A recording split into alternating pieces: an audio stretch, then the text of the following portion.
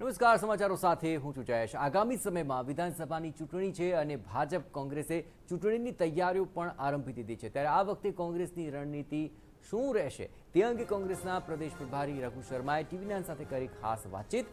નરેશ પટેલના કોંગ્રેસમાં જોડાવા અંગે પણ તેમણે કહ્યું કે નરેશ પટેલ સારા માણસ છે, આખા ગુજરાતમાં તેમની છબી સારી છે, જો તેઓ આવશે તો કોંગ્રેસની તાકાત વધશે। બે તરફ તેમણે ફૈઝલ પટેલના નારાજગી દર્શાવતા ટ્વીટ અંગે કહ્યું કે ફૈઝલ પટેલની તબિયત સારી નથી એટલે તેઓ આવા ટ્વીટ કરે છે, બાકી તેઓ કોંગ્રેસ પરિવારનો હિસ્સો છે અને રહેશે। આ તરફ પક્ષ પલટાને લઈને તેમણે આક્ષેપ કર્યો કે ભાજપ પોતાના જ કાર્યકર્તાઓને ખેસ પહેરાવીને સામેલ કરવાના ડ્રામા કરી રહ્યું છે। ભાજપ કોંગ્રેસને અસ્થિર કરવાનો પ્લાન કરે છે પરંતુ તે સફળ નહીં થાય।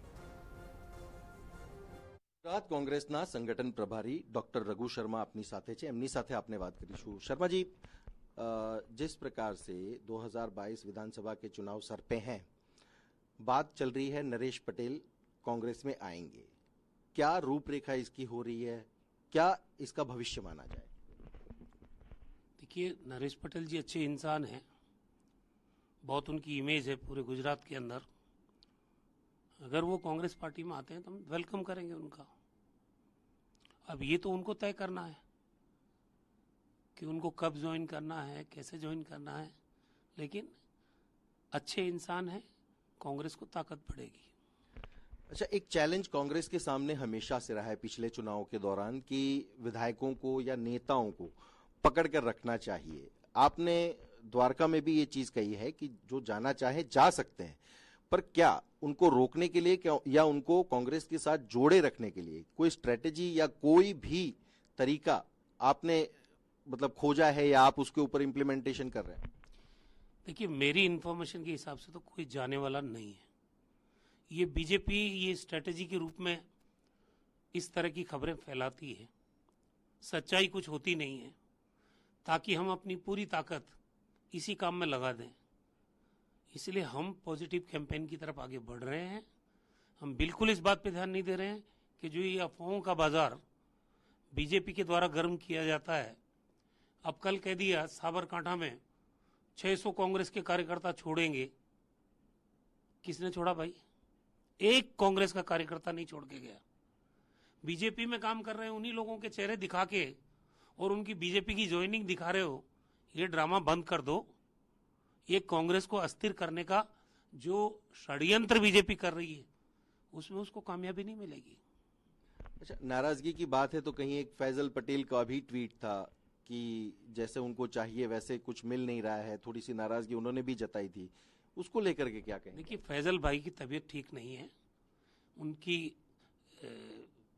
बहन से मेरी बात हुई है, वो एक अच्छे इंसान है, अहमद भाई पटेल के लड़के हैं, तो उनके किसी भी ट्वीट को हमको अदरवाइज नहीं लेना चाहिए। वो कांग्रेस परिवार है और कांग्रेस परिवार रहेंगे। कई बार आदमी जब तबीयत ठीक नहीं होती है इस तरह के ट्वीट कर देते हैं, लेकिन इससे ज्यादा कोई गंभीरता इस बात में नहीं है। कांग्रेस ही ऐसी पार्टी है जिसने नौजवान चेहरों को सबसे ज्यादा राजनीति में आने का मौका दिया है। ये बीजेपी तो खरीद फरोख्त के उधार के चेहरों पे चलती है। इनका मंत्रिमंडल भी बनेगा तो कांग्रेस के लोगों के चेहरे ज्यादा नजर आएंगे।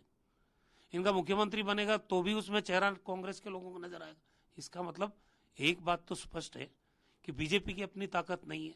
कांग्रेस से ताकत लेके आप अपनी ताकत को एस्टेब्लिश कर रहे हो, तो कमजोरी तो बीजेपी में, कांग्रेस में कहाँ है? अच्छा, कांग्रेस से बीजेपी में गए कुछ जो मंत्री हैं या नेता हैं, क्या वो भी कांग्रेस के संपर्क में या आना चाह रहे हैं, ऐसी कोई बात है? राजनीति संपर्क का नाम है। हमें कंटिन्यूअस लोगों से संपर्क बनाए रखना चाहिए, तो वो हम संपर्क में सबके हैं।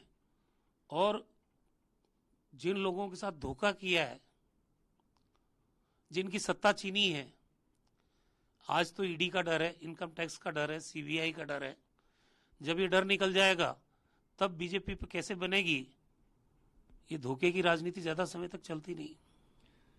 तो रघु शर्मा जे बेबाकीથી પોતાની વાત ટીવી9 સમક્ષ મૂકી છે, એમણે કહ્યું છે કે સંગઠન ચાલતી રહેતી પ્રક્રિયા છે અને જે ભારતીય જનતા પાર્ટીની સરકાર છે, સરકાર ને બદલવા માટે કોંગ્રેસ પાર્ટી આવનારા દિવસોમાં મેદાનમાં ઉતરી છે અને ઉતરીને આગળ સરકાર પણ બનાવશે।